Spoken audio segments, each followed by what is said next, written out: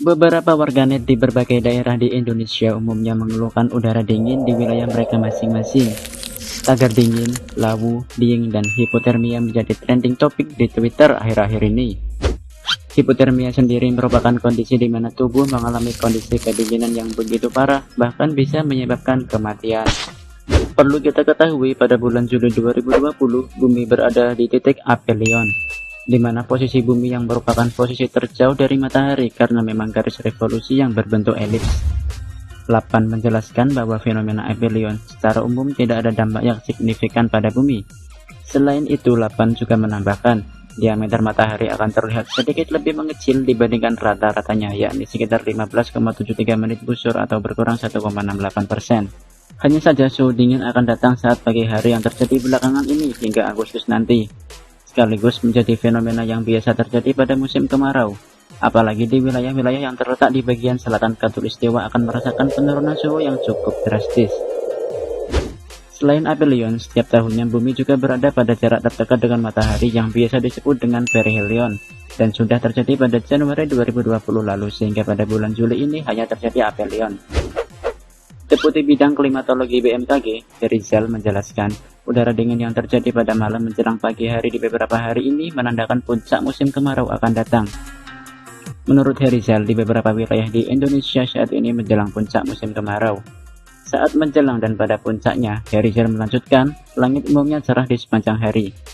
Kondisi ini menyebabkan radiasi matahari tidak banyak mengalami rintangan untuk masuk ke permukaan bumi, sehingga suhu pada siang hari menjadi hangat.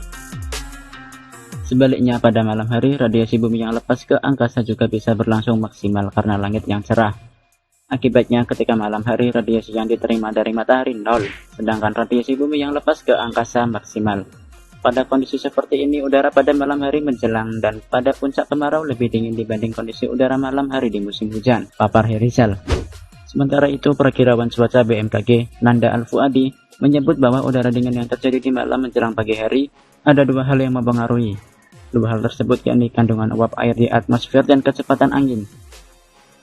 Kandungan uap air di atmosfer yang cukup rendah di wilayah Indonesia bagian selatan dalam beberapa pekan ini menyebabkan radiasi gelombang panjang dari bumi, yang dapat menyebabkan hangatnya atmosfer bumi di lapisan bawah terlepas ke angkasa, kata Nanda.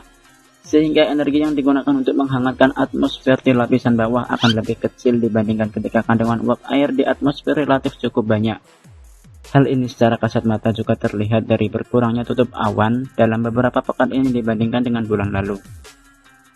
Meski demikian, katanya saat ini belum merupakan puncak kemarau, sehingga kondisi ini bukan merupakan kondisi yang paling signifikan. Diperkirakan pada awal bulan Agustus nanti akan semakin terasa, terutama di wilayah Indonesia bagian selatan seperti Pulau Jawa, Bali, dan Nusa Tenggara. Selain itu, pada bulan Juni, wilayah Australia berada dalam periode musim dingin. Sifat massa udara yang berada di Australia dingin dan kering.